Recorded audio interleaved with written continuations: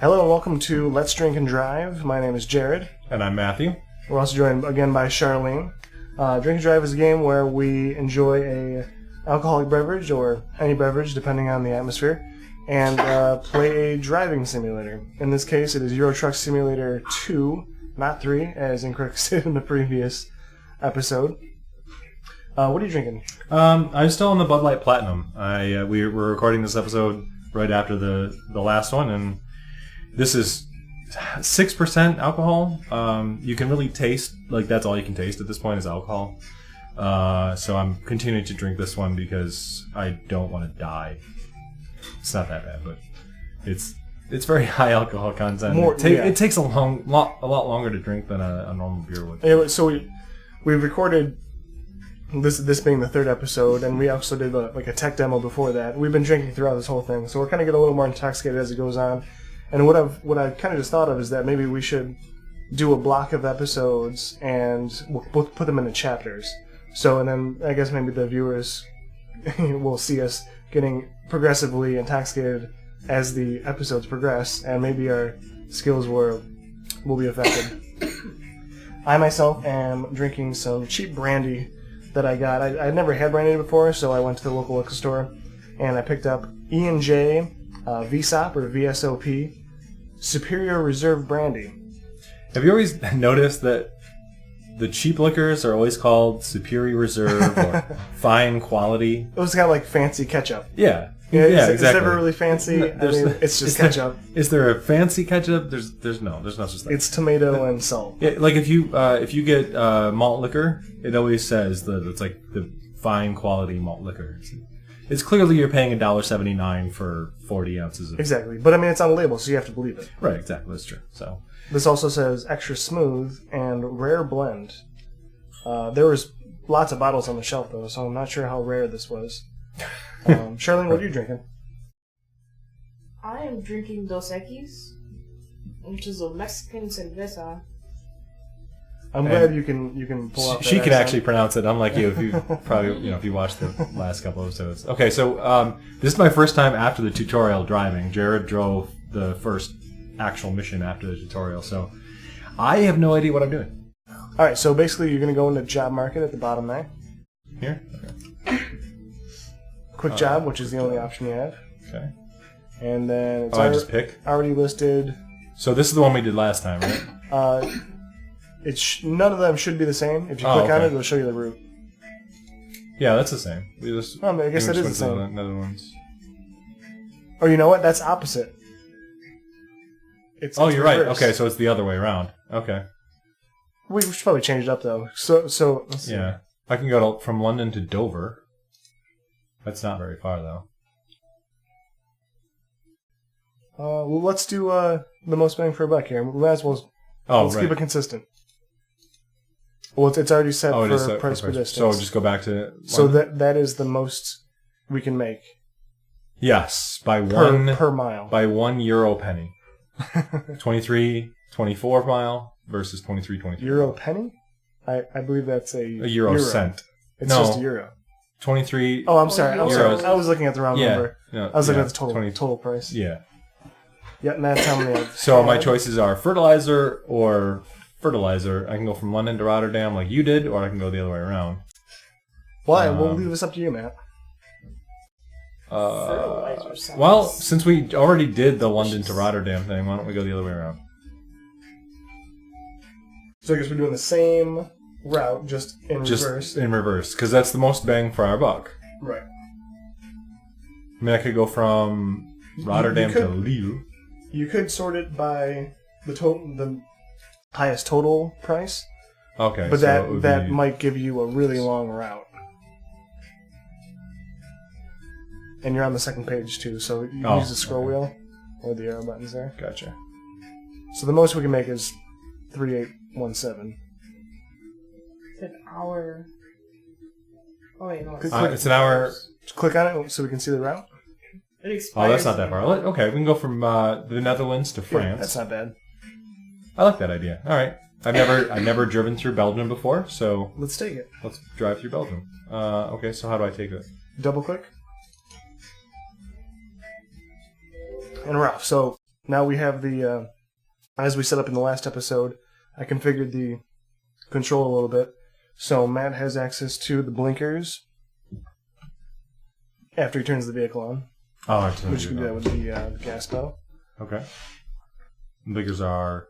Okay, that's the lights. Which button are the blinkers? The blinkers are the paddle shifters. Oh. Left?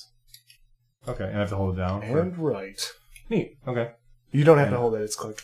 Oh, is it toggled? Okay. And it should, like Right. a real car, Right. if you turn the wheel far enough and bring it back, it should automatically turn off. Oh, okay.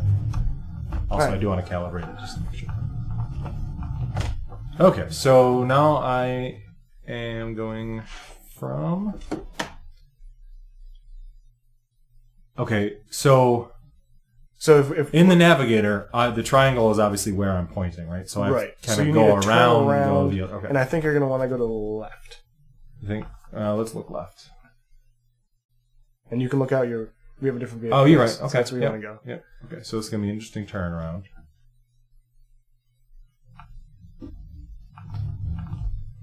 And we're off. And you'll notice that now all of a sudden I'm on the left-hand side. Yeah, in the previous episode, we Yep. started in England. Yeah, and I think it's because it says at the beginning that you're in an employer-provided vehicle. So since we're transporting cargo from the Netherlands to France, I'm assuming So what city are you starting in? Rotterdam, where you left off, actually. Okay. Just to keep things consistent. Yeah, there's the exit right there. And I did not crash on the corner of that building. Nice. Oh, hey, and the stop signs actually say stop. That's... What country are we in? I'm pretty sure that we're in Rotterdam, which is in the Netherlands. And no traffic because it's nighttime, so I'm going to go right. And make sure to signal. Oh, right. Because we're trying not to break any laws here. Right, that's true. Get the most realistic experience we can. And I got to go right again. It's a yield sign, so I'm just going to yield. Oh, we have new mail. Well, we're driving, so we can't check our mail. You can check them out. Again, realistic experience.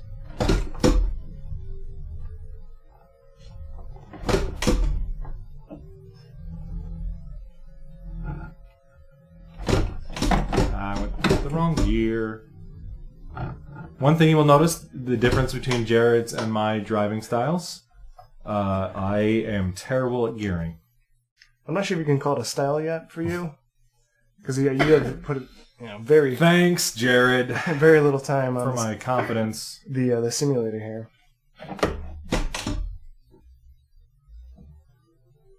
Now, so far we've basically just talked about the game and how it works, but since we've kind of explained that already, we'll probably get into some other topics here. Sure. One of the things we're probably going to talk about is the movie we saw today, which was The Monuments Men. That's right. And that was kind of my doing because one thing I did not realize when I said, hey, let's go see a movie today because we're all off work, is that schools are also off today because it is their midwinter break. So we were going to see the Lego movie initially. Don't laugh. It's supposed to be really good. Yeah, the reviews I've seen say it's pretty good, which is I'm very surprised. Yeah, I mean, you would think Lego movie is supposed to be like a kid's movie and just terrible, but everybody that has seen the movie has told me it's been great. So I wanted to go see that, but then at the same time weighed that against we discovered a truck dealer. A majestic truck dealer. which is, by the way, not... what did you think it was? Mercedes. Yeah, I thought not it was. Mercedes. Yeah. We'll go a little similar. Make sure to change lanes here. I did, and I signaled too. So we ended up seeing Monuments Men instead because I did not want to sit in a sold-out theater With lots of children. lots of school-age Which children. I definitely agree with. So we ended up in a theater seeing Monuments Men that was full of people who I'm pretty sure actually did fight in World War II. They were definitely... There were a lot of gray heads in the audience. Well, it was technically a matinee showing, so... And it was a matinee showing, that's true. Most yes. people probably haven't gotten out of work yet. People that are the target audience for that movie. yeah, probably have not. Okay, I'm in fifth. So just a quick synopsis of the movie. Since we're talking about it, we'll kind of say what we think about it, since we have this time. An unlikely World War II platoon is tasked to rescue art masterpieces from Nazi thieves and return them to their owners. And starring George Clooney, Matt Damon, Bill Murray, Kate Blanchett. I was really surprised when Bill Murray showed up. I didn't know he was in the movie. Oh, you didn't know he was in it? No, I did not. I'd seen the previews I'd seen. I'm pretty sure included him, so I was not surprised. Also, John Goodman, Jean Dujardin, Hugh Desjardins, Bonneville. I think, yeah. What is it? Desjardins. Desjardins. Oh, that Yeah. could be. Yeah, he's the apologize French if guy. I'm- There's a French guy in the movie. Right. Yep. Bob I gotta have Balaban, these and those are the major actors that at least that I recognize. But I was Yeah. surprised. You know, it was basically a very popular cast. Yeah, I mean, I recognize almost everybody in that movie. So, although it did take me a while to recognize Kate Blanchett because she was a French girl. She had a pretty good accent. Yeah. I'm not French. I've never been, but it sounded convincing. Yeah. I'm sure maybe a French person might scoff at that Right. or disagree. Well, it wasn't Daniel Day-Lewis's accent in Gangs of New York, but I mean, it was good. It was. You know. Now I'm driving on a 3-lane highway, apparently. So the movie it wasn't what I expected at all. No, not me either. I thought it'd be a lot more dark and somber, I guess, a little bit. It definitely wasn't that at all. Considering the cast, going into it, I kind of expected it to be a little lighthearted. Mm-hmm. Just John Goodman and just the people in it. Yeah. Well, again, I didn't know Bill Murray was in it, but it was interesting at the beginning of the movie. The dialogue between Clooney and Matt Damon reminded me a lot of Ocean's 11. Mm-hmm. There's just the way that they talk. There was like the snappy lines back and forth, that kind of thing. So, and the weird thing about it, you would think that would take me out of the movie, but it actually got me into the movie. So it was more like, I've seen this type of thing before. Okay, I can get into this. Yeah, one thing I did notice, I guess it's probably with the directing or the way they deliver the lines, is that to me they seemed a little rushed, like the responses. Like for example, in the beginning, try not to spoil anything. Kate Blanchett's character demands something of a German soldier, and almost before she can get the words out of her mouth and finish a sentence, he was responding. Yeah. And yeah. I'm not That a can movie buff. definitely ruin. Well, not ruin. It didn't ruin the movie, but it can take you out of it. You're realizing that actors are finishing, starting their lines, stepping on each other's lines, that sort of thing. Which to a lot of people, that's more a realistic type of thing because people don't speak in lines. Obviously, this whole thing is not scripted, so we interrupted each other a few times, that sort of thing. But at the same time, she's supposed to just be responding to him. Or vice versa. He Or was vice versa. he was Yeah. supposed to respond to Right, that. exactly. To me, Oh, yeah, it sorry. just seemed like there wasn't enough time for him to even process what she was saying, Yeah. and he was already responding. But again, I'm not a movie buff. Maybe that's normal. Right. I know directors like to cut before, to make things flow quicker. Yeah, more than realistic. I have to say this game is, since I'm drinking, it's nighttime. That's more realistic in that sense, and that Because you're driving If I dark? was to drink and drive, I would probably do it at night. Because obviously you've never done that. No, never.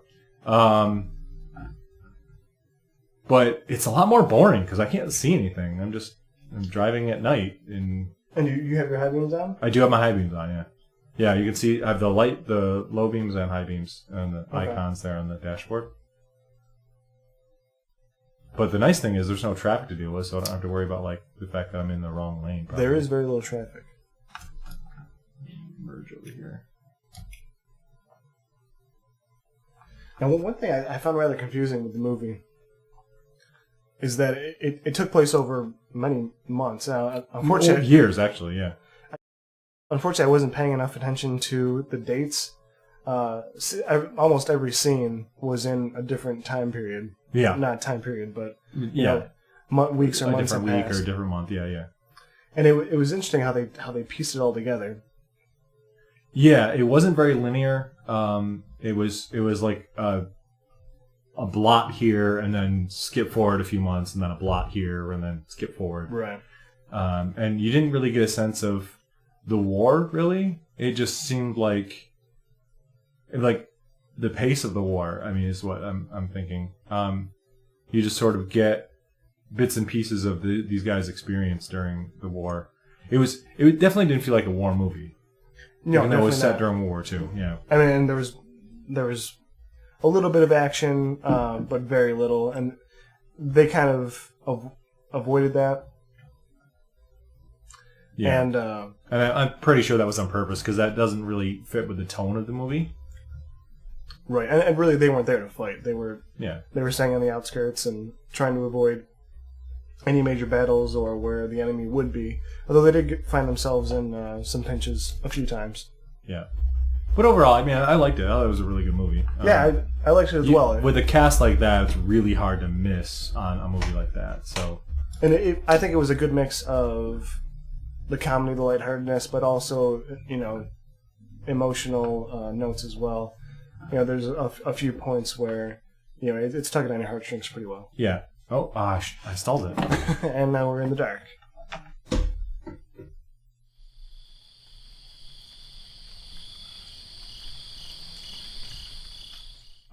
It's not on yet, so... Oh, okay. I thought it was on. Okay. Wait. Is your clutch in? No, my clutch is not in. That's the problem. Yeah, so... Matthew learns how to drive. Yeah, driving 101, guys, if you ever drive a stick, if you're going to start the car, make sure the clutch is in. Yeah, generally. Okay. Especially if you're in gear. Yes. And turn signal. And first gear. And there's a car coming. At least you can see the lights Where's that now. car? The car's stopping for me. Apparently he's yielding for you. Okay. Good. He does not I am a trust you large driving, as no one should. Not in this game.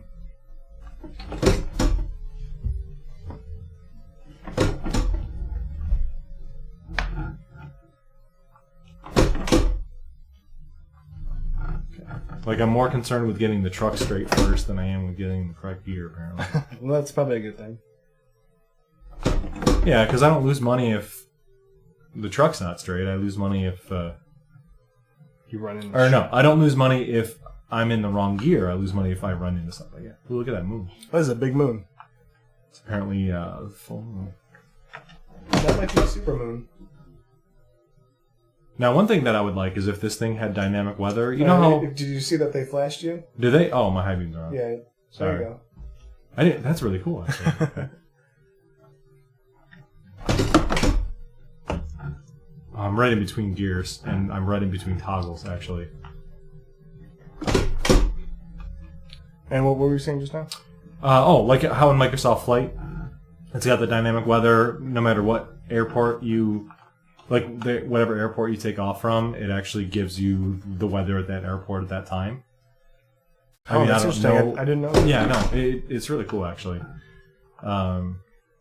So if there's a driving rainstorm in Colorado where you're taking off from Telluride or something, it gives you that weather to take off from, and you have to do whatever challenge that you're doing in that weather. And this game could probably be a lot more interesting if that was the case. I mean, I don't know. It could be really nice out and. It could. I doubt it's this warm out, Yeah. or at least it looks this warm out. Okay. We're in There we Buffalo currently, so I don't know if any of your listeners are in a more temperate climate. Oh, But, somebody's gonna try to pass me. It's been pretty the weather's been pretty lousy recently in Buffalo. Yes, it has not gotten above 20 degrees except for today. Today's the first day above 20 degrees in like 2 weeks. It's been crazy. Now, when I was younger and I was kind of like first getting into PC games, one of the games, and actually it was on my aunt's computer, she had Train Simulator, which I'm not Okay. sure if it was Microsoft. I'm pretty sure it was Microsoft Train Simulator. Okay. So that was pretty fun. I never got into a flight simulator. Have you played a lot of those? Yeah, that's what I started out with. I played a lot of. I remember one of the first games that I played was F-15 Strike Eagle, which was exactly what it sounded. You were in F-15, and it was pretty amazing actually. It was a lot of fun. It definitely got me into the flight simulator kind of realm and experience. And I've played all the Microsoft flight simulators. Oh, I just turned all the lights off. That's probably not Hey, good. don't do that. There we go. Okay. Brights down. Okay. Like, seriously, there's like 3 different light combinations and 4 different brakes, and I've only used 1 brake so far, ever. And one of the light combinations we can't even use yet. Yeah. It's not on the track. So now, with those simulators, did you have any peripherals, or did you just use keyboard? Joystick, mainly. I've always had a joystick. I never was really into like the commercial flight simulators. Like, I mean, Microsoft Flight Simulator, obviously you fly Learjets and that sort of. It's funny. I do make fun of this game for simulating such a, what I guess some people would think is a mundane experience, but Microsoft Flight Simulators and that sort of thing, they that's what they do. It's commercial jets. It's Learjets and it's Boeing 747s. But I would always download the F-16 that somebody made for it, because I was always into the fighter jet thing. So did they have like a modding community? Yeah, oh yeah, for sure. I would always download different aircraft for it, and I remember just downloading aircraft and flying. My college roommate and I, we both had one of the flight simulators, one of the Microsoft flight simulators, and we would play the multiplayer. And one time we decided to fly across the Atlantic together, and it turns out it's not as exciting as you would think, because we took off from the airport, we got in formation, and then we put it on autopilot. That and reminds and me we of flew across the Atlantic. not a simulator experience, but when I was in high school, a buddy of mine, we played NASCAR. I want to say it was like, it couldn't have been 98, because that seems, I don't know. I'll have to put in the description. It was a NASCAR game. It was on, I believe, PS1. Oh, okay. And we did like the Daytona 500, and Yeah. we ended up lapping everyone like 50 times. And I've had the song "Flirting with Disaster" stuck in my head. Oh, yeah, that was the since soundtrack. Then Yeah. I remember that game. Yeah. we ended up quitting. Probably like 3/4 of the way through, just because it wasn't even fun anymore. We were just doing the same thing. I can't imagine what it's like to be like a NASCAR driver and just go around in a circle for Yeah, I mean, I think it's a hours on little end. more involved than that. Like, I feel like they're trying to talk to their crew chief or whatever, and they are actually going 200 miles an hour, so that might factor a little bit into it. Because obviously, I'm not actually driving a several ton truck. Right, yeah, you in don't have to feel Europe. behind it. I mean, we've got the simulator set up here. It's pretty advanced, but Yeah, it's mean- never gonna meet. yeah, force feedback can only go so far. Right. Oh, trying to go around this curve is fun though. I can't see my trailer behind me. I mean, I can see the lights, but I can't really tell. Yeah, it looks like we're right around the corner from the destination here. I hope so. Oh yeah, it's a left. Okay.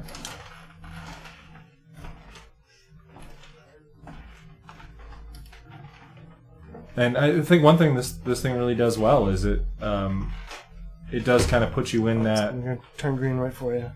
realm, in the area of being a truck driver, without boring you to Signal. tears, because like we were talking about, just like you're sitting over the Atlantic for a realistic amount of time. Yeah, how many hours is that flight? Yeah, it's like 6 or 7 hours, something like that. So give me your next right. So, I mean, having it actually even shorten the shorter drives, which this is definitely, I would Right, think, yeah. one of the shorter drives. This game basically shortens the routes. The game time is expanded. So like in the 5 minutes in real life, IRL time is, you're gonna hit the, let's try to straighten it out.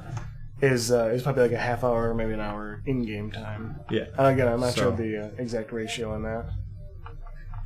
All right, so And you know what? I'm gonna auto park. so yeah, I think you just need to hit enter. Yeah. But that was a And nice. that's it. That was not a bad journey. 152 miles. Yeah. Oh, I think I damaged that right at the end too. It could be. Yeah. I'm not sure if the damage alerts you, or if it's only when you break like when you get a ticket. But that's been episode 3 of Let's Drink and Drive with myself, Jared. And myself, Matthew. Thanks for joining us, and we'll see you next time. See you.